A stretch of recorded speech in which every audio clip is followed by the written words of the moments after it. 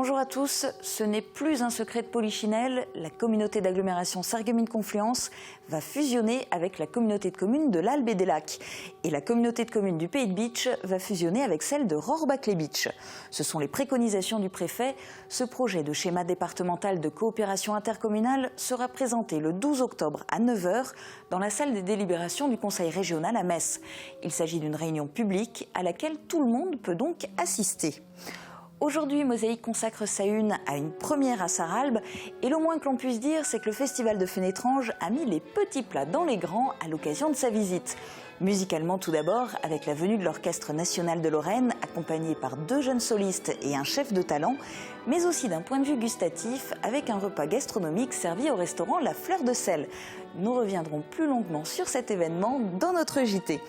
Et pour le reste du menu du jour, voici le sommaire complet de l'émission.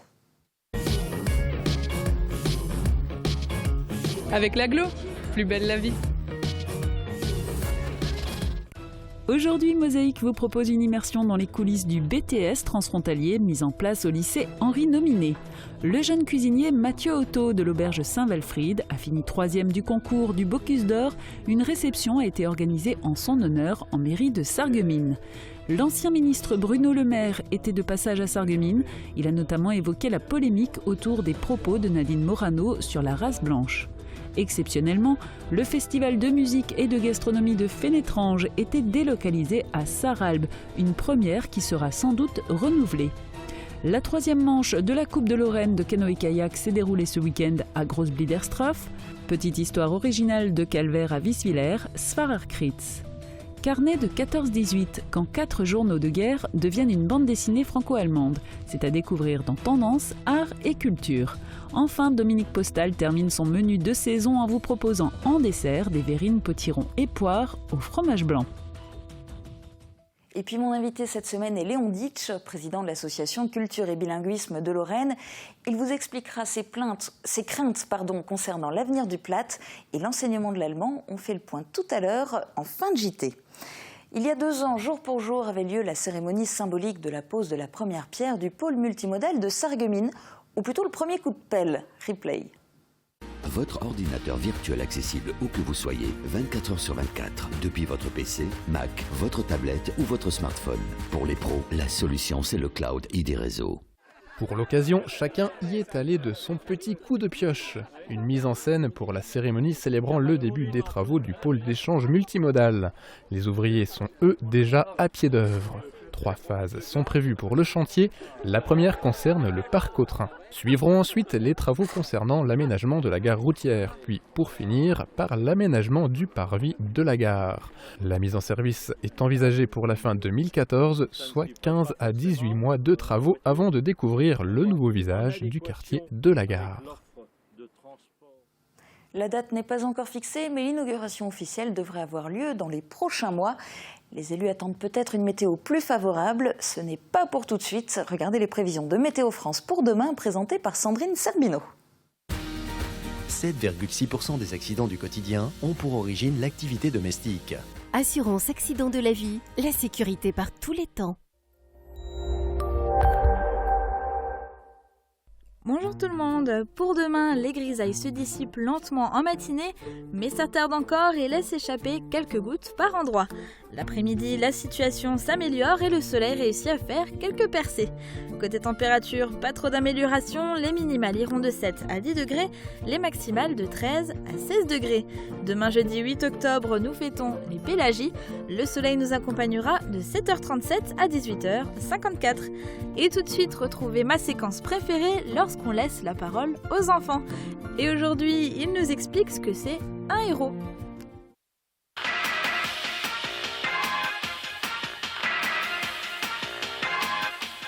Pour toi, qu'est-ce que c'est un héros ?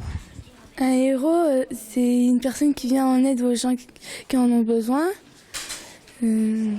Par exemple, si une personne, comme dans les bandes dessinées ou des dessins animés, par exemple, si une personne se fait son choc, par exemple, et il vient l'aider.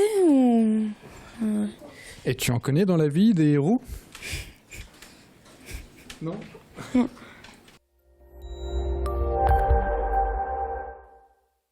Je parraine un ami et tout le monde y gagne. Mon filleul, ma banque et moi. Au Crédit Mutuel, un client satisfait rayonne. Tour d'horizon des titres à la une du Républicain Lorrain aujourd'hui. En page régionale, le sort de Nadine Morano est suspendu à des regrets. En bureau politique hier soir, Nicolas Sarkozy a adressé un ultimatum de 24 heures à Nadine Morano. Si elle exprime ses regrets sur la France, pays de race blanche, elle pourra conserver l'investiture des Républicains aux élections régionales. En page locale, Valentin Alt suit la voie de son père. Actuellement en formation dans une masterclass de Los Angeles, il perfectionne sa technique dans l'optique de devenir directeur de la photographie sur les plateaux de cinéma. À la une de l'édition de Saint-Avold, transport scolaire sous surveillance. Les gendarmes ont procédé hier à 2 opérations de contrôle dans les bus scolaires. Seules de très légères infractions ont été constatées. Pourtant, la législation en matière de transport scolaire s'est durcie depuis le 1er septembre. L'actu du secteur en images, voici le JT de Mosaïque.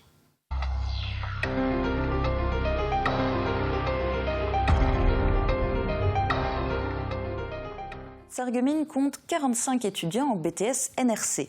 Jusque-là, rien d'étonnant. 30 d'entre eux sont inscrits en filière initiale au lycée Jean de Pange. 15 autres suivent cette formation en négociation relations clients au CFA Henri Nominé en alternance. La particularité est que 10 d'entre eux réalisent la formation en alternance en Allemagne. Explication dans ce reportage de Jean Birkel. Les Allemands sont demandeurs, les étudiants preneurs, et même plus qu'on ne le pense. Dans ce groupe, 2 tiers effectuent l'apprentissage dans une entreprise allemande. Une semaine sur 2, ils suivent des cours théoriques dans l'enceinte du CFA Henri Nominé. On a commencé à aborder toute la phase du projet commercial. Donc, dans un premier temps, ils vont commencer par présenter leur entreprise et faire de recherches aussi sur toute l'histoire et tout l'historique de leur entreprise afin de mieux connaître l'environnement dans lequel ils travaillent. Le chiffre d'affaires, tu as mis les taux d'évolution ? Les taux d'évolution de 2001 à l'année 2001 jusqu'à 2014. Je suis maintenant chez Globus, c'est une entreprise allemande, une grosse entreprise, et je suis au rayon qui s'occupe de tout ce qui est bijoux et tout ce qui est montres. C'est une grosse responsabilité. Bienvenue dans le monde du travail, celui-là même où ces apprentis travaillent de l'autre côté de la frontière, à raison de 40 heures par semaine, 2 semaines par mois, pour 765 € bruts. C'est ça la réalité de la formation par alternance. Une semaine en entreprise, une semaine au CFA. Le but étant de bâtir un projet en partant d'une base théorique et de l'appliquer dans l'entreprise. 10 à 15% du temps de travail effectif chez l'employeur devant également servir à faire évoluer ce projet. Dans le programme, tout est identique à un apprentissage franco-français, mais il y a une difficulté supplémentaire au-delà de la barrière de la langue. Ils vont devoir s'adapter à une autre culture, à un autre type de négociation et à des choses beaucoup plus concrètes, parce qu'ils sont beaucoup plus terre à terre dans leurs négociations qu'en France. De fait, à l'issue de leur formation, ces élèves auront de l'expérience, un bagage interculturel et une faculté d'adaptation qui peut plaire non seulement en SAR. De plus, ils seront sensibilisés aux droits et devoirs des travailleurs frontaliers. D'ailleurs, ils sont accompagnés par un membre de la plateforme pour l'emploi en Europe. EURES apporte son soutien dans la compréhension des systèmes sociaux, fiscaux et culturels. Au moment où on habite en France, on travaille en Allemagne, on doit cotiser dans le système social en Allemagne. On peut toujours payer les impôts en France, mais il faudrait toujours faire la demande aux institutions. On doit savoir qu'en Allemagne, le SMIC est inférieur à celui d'en France, qu'on travaille 40 heures la semaine. À une époque où les échanges transfrontaliers ne vont plus de soi, ce groupe de 10 apprentis, unique en Lorraine, est plus qu'un symbole. C'est le terreau d'une stratégie politique dont on ne fait pas grand bruit, pourvu qu'elle soit suivie. Il y a aussi des formations qui portent leurs fruits dans le secteur de la restauration. Le lycée professionnel Simon-Lazare a organisé en mairie de Sarreguemines une réception pour mettre à l'honneur l'un de ses anciens élèves, Mathieu Otto, qui s'est récemment classé 3e au concours du Bocuse France 2015. Reportage de Guillaume Dumonteil. Ils ne se quittent plus. Une cinquantaine d'élèves du lycée Simon-Lazare, qui avaient encouragé Mathieu Otto lors de la finale à Paris, étaient de nouveau présents à la mairie de Sarreguemines pour le féliciter. Ils sont fiers et contents de voir qu'un ancien élève de l'établissement a réussi à terminer 3e d'un prestigieux concours. Mais pour ce jeune cuisinier, actuel second de Stéphane Schneider à l'auberge Saint-Walfried, ce Bocuse de bronze ne constitue pas une fin en soi. Il dresse un bilan mitigé de sa performance. Heureux d'être sur le podium, bien sûr, parce que c'est vraiment un concours immense.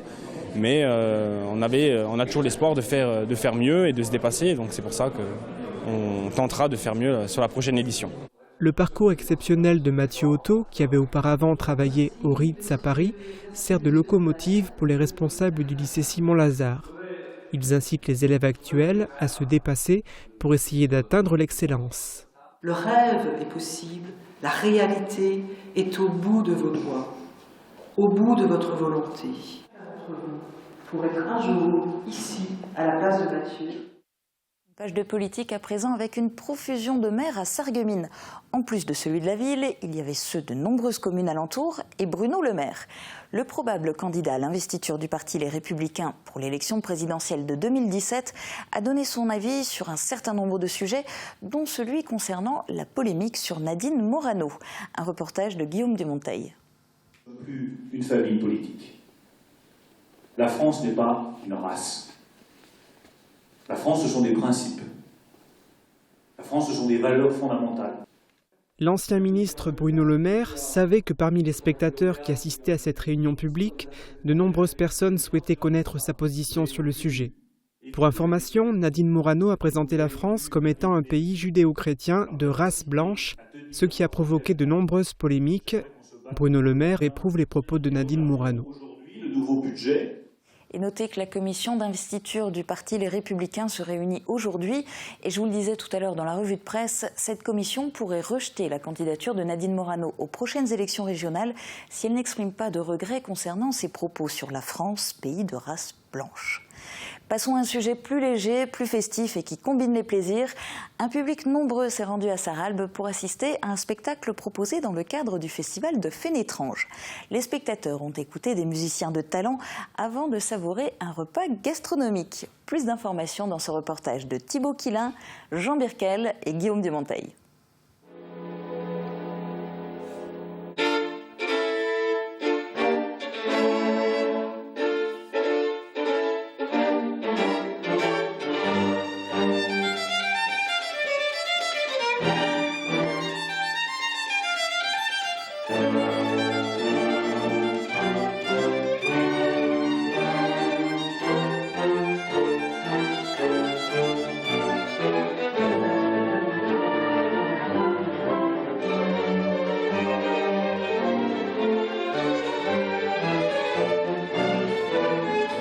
La jeune soliste coréenne Esther Yu, accompagnée par l'Orchestre national de Lorraine, dirigé par le jeune chef Adrien Perruchon. Le programme était riche pour les mélomanes réunis à Sarralbe qui ont également pu écouter un autre talentueux soliste, français cette fois, Edgar Moreau. Pour une première délocalisation du festival de Fénétrange dans cette commune, les spectateurs ont été gâtés avec ses interprétations d'œuvres de Brahms, Tchaïkovski et Mendelssohn. On a vu des habitués du festival et puis j'ai vu aussi des gens que je ne connais pas. Et donc l'idée c'était de produire un spectacle qui puisse intéresser un peu toutes les oreilles, aussi celles qui ne sont pas forcément spécialistes. Après Louis, un autre sens a été flatté lors de cette soirée, le goût, avec un repas gastronomique proposé au restaurant La Fleur de Sel. À chaque concert correspond une soirée gastronomique, que ce soit de la dégustation, que ce soit des repas ou des lunchs. Et l'idée, évidemment, de faire coller la thématique du festival, puisque nous avons une thématique, à celle de la gastronomie. Donc, évidemment, depuis 3 ans, nous sommes dans les Italies, c'est-à-dire les musiques qui sont inspirées ou qui ont été écrites par des compositeurs italiens ou des compositeurs qui ont séjourné en Italie. Et donc, la gastronomie, évidemment, les vins, les fromages, les desserts, tout ça est italien, d'inspiration italienne. Le festival de Fénétrange se poursuit avec 2 spectacles ce dimanche, un à Dieuze et l'autre à Fénétrange. Plus d'informations sur le site internet du festival.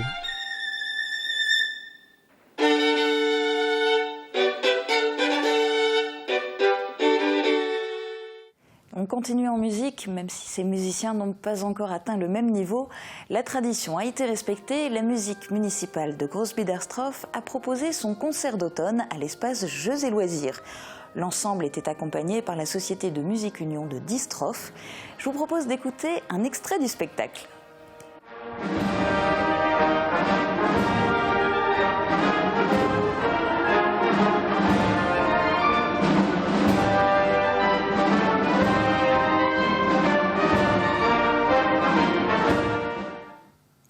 Passons au sport. Pour la 4e fois, le club de canoë-kayak Val-de-Sarre de Grossbiederstroff organisait une manche de la Coupe de Lorraine de slalom. La 3e en l'occurrence pour ce qui concerne l'édition 2015 de l'épreuve. C'est un reportage de Bernard Lange et Guillaume Dumonteil. 125 sportifs de toute la Lorraine s'étaient donné rendez-vous à Grossbiederstroff.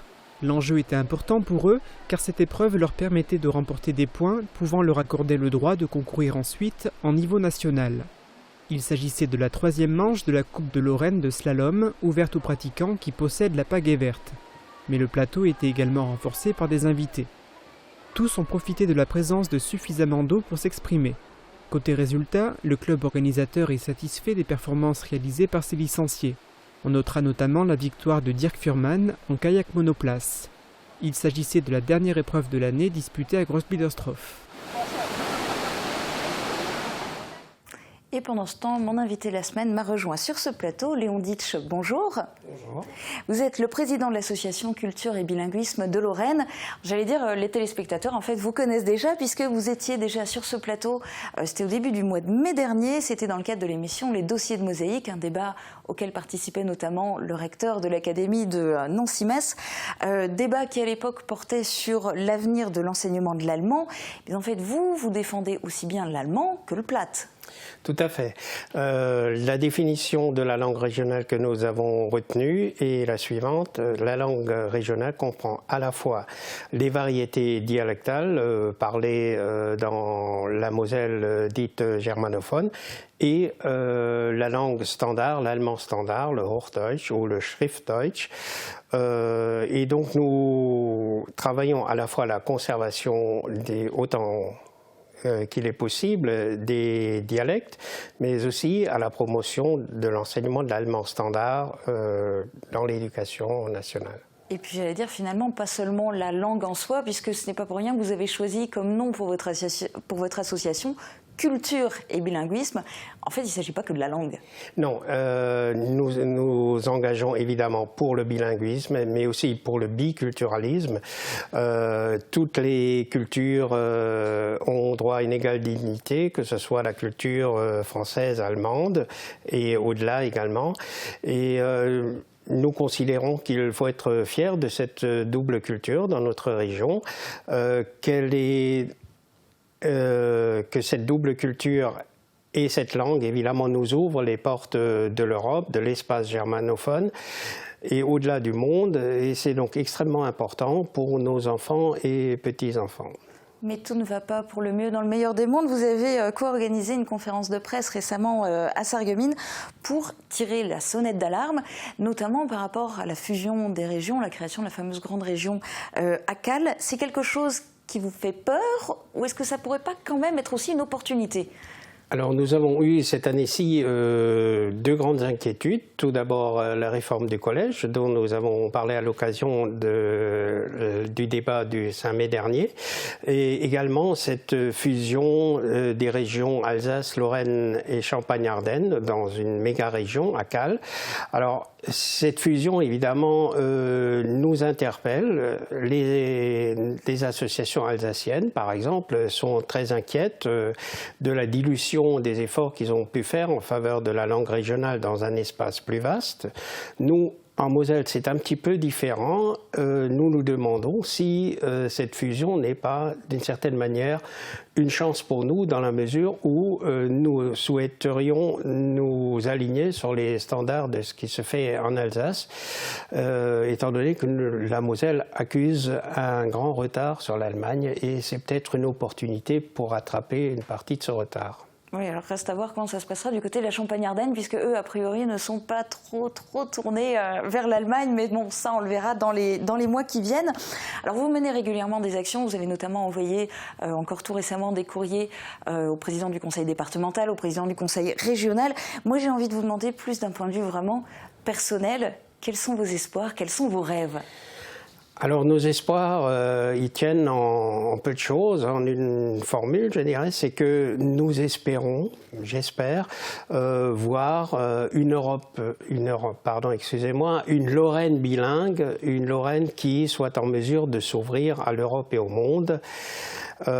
par le fait que ces enfants et petits-enfants maîtrisent la langue de Goethe, maîtrisent la langue régionale. Alors c'est un beau rêve, mais il y a encore du travail. Merci beaucoup d'être venu sur ce plateau aujourd'hui. On se retrouve dans un instant pour la petite histoire du jour, tendance agriculture et le dessert de la semaine.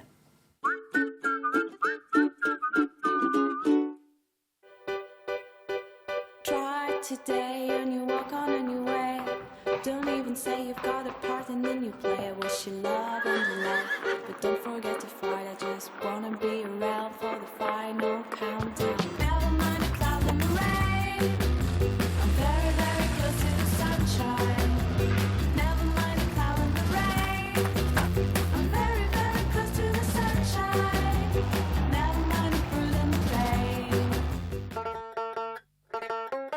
Wüstvillers, faites la culture. Tout au long de l'année, assistez à de nombreux événements culturels avec des artistes de renom. Du rire avec Bruno Salomon, de la musique avec Luga Brogast, des grands classiques avec le Lorraine Jazz Big Band et découvrez le tromboniste de talent Glenn David Andrews. Découvrez l'intégralité de la saison culturelle sur le site www.wüstvillers.fr.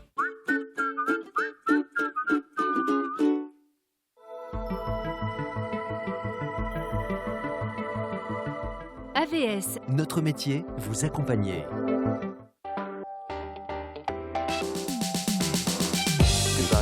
Enfants de la télé, à vos postes. Notre joyeuse équipe de plate-bande évoque les séries télé de notre enfance à aujourd'hui. Séquence nostalgie, mais sans larmes à l'œil.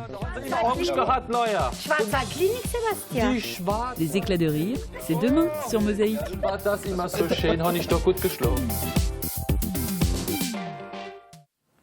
Lorsqu'on traverse Wüstvillers, on ne peut pas les manquer.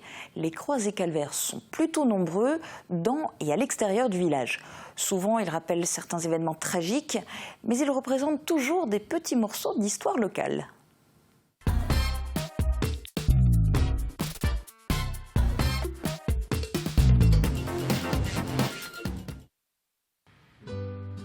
Avec son beau point de vue sur la Hermeskapelle, juste en face, cette croix n'est pas là pour rappeler un quelconque accident ou le décès d'un membre d'une famille du village. Ce n'est pas une croix des morts, ni une croix commémorative, et son intérêt réside aussi dans l'originalité du travail du sculpteur. Il s'agit d'une croix votive installée là en 1946. La guerre est finie et l'on est rentré à la maison. Il n'en faut pas plus, moyennant quelques économies, et espérons-le pour ceux qui l'ont financé, une maison reconstruite pour ériger un monument d'action de grâce. La pierre mentionne en effet « Zur Ehre Gottes und zum Dank für glückliche Heimkehr » « Adieu, en remerciement de l'heureux retour au pays en 1944 ». Et on fait un bond un peu plus ancien dans l'histoire, la Première Guerre mondiale, racontée en bande dessinée et qui plus est franco-allemande, le sujet méritait bien qu'on s'y intéresse de près. Au fil des pages de cette bande dessinée intitulée Carnet 14-18, le lecteur suit en texte et en images la retranscription de 4 journaux français et allemands écrits par des soldats et civils durant ce conflit. Un travail d'histoire franco-allemand et européen mis en avant par le ministère sarrois des Finances et de l'Europe qui a invité à Sarrebruck un auteur et une éditrice de l'album. Reportage de Thomas Drouin. Avec Virch Menuiserie, votre maison devient tendance.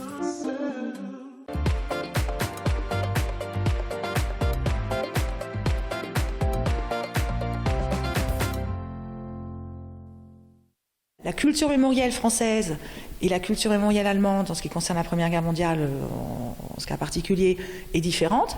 Ça a ses raisons, mais ça n'empêche pas qu'on peut, à la fin, penser, commémorer ensemble, transcender cet aspect national.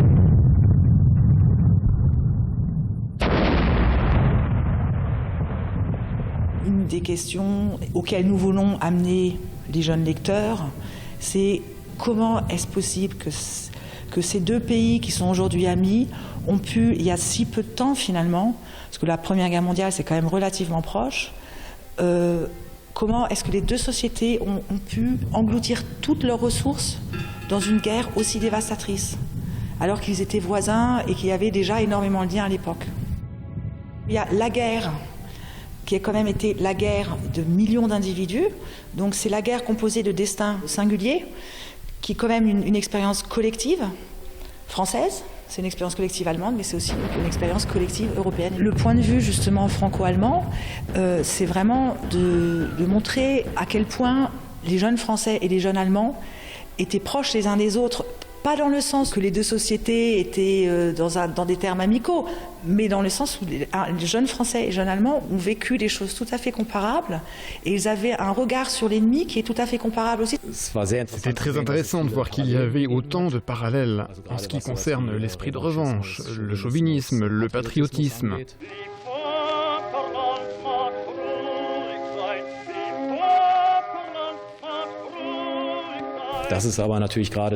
Il y avait naturellement à la fin de la guerre une grande différence. Un côté est vainqueur, alors que l'autre doit faire avec la défaite. Oder eben die andere Seite, die dann die Niederlage verarbeiten mussten.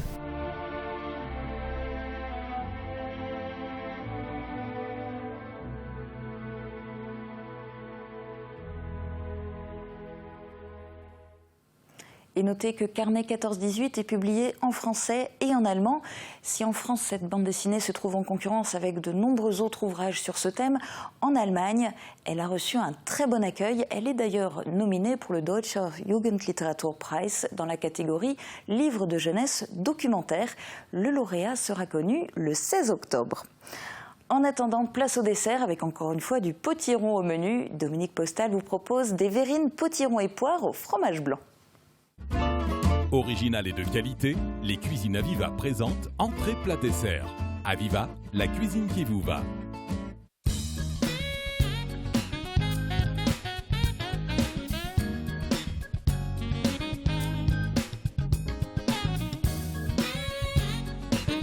Bonjour. Alors pour le dessert, cette semaine nous avons encore du potiron. Mais il est mélangé un petit peu avec de la poire. Et oui, du potiron même pour le dessert. Il faudra avoir fait cuire à la vapeur les dés de potiron ainsi que les poires avant de les écraser au presse-purée. Dans une casserole, faites chauffer le sucre blanc et le sucre vanillé avec un peu d'eau pour réaliser le sirop. Lorsque le sirop est prêt, hors du feu, versez l'écrasé de poire potiron et garnissez le fond de vos verrines. Faites fondre à part 50 g de beurre et mettez-y les spéculoos écrasés et laissez sécher soit dans la casserole, soit quelques minutes au four à 180 degrés sans les oublier. Enfin, ajoutez un peu de sucre roux au fromage blanc, mais pas trop. Mettez-en ensuite une couche sur l'écrasé de poire potiron et terminez avec les miettes de spéculoos. Pour réaliser cette recette, pour 8 verrines, il vous faudra 400 g de potiron, 3 poires, un sachet de sucre vanillé, 4 à 5 cuillères à soupe de sucre blanc, 16 spéculoos, 300 g de fromage blanc, du sucre roux et du beurre. Alors le petite astuce pour ce dessert, c'est ne pas trop sucrer le fromage blanc et le sucrer avec du sucre roux. Si vous voulez goûter ce dessert onctueux et sympathique, venez au Petit Folies à Puttelange-au-Lac. Il vous sera présenté. Bon appétit! Une dernière info avant de vous quitter, les projections au Cinéma Forum dans le cadre de la délocalisation de 3 films du Festival du film arabe de Famek à Sarreguemines débutent cette semaine. Et comme tous les mercredis, vous pouvez tenter de gagner des places gratuites pour le film de votre choix sur la page Facebook de Mosaïque. Bon ciné et très bonne journée à tous, à demain.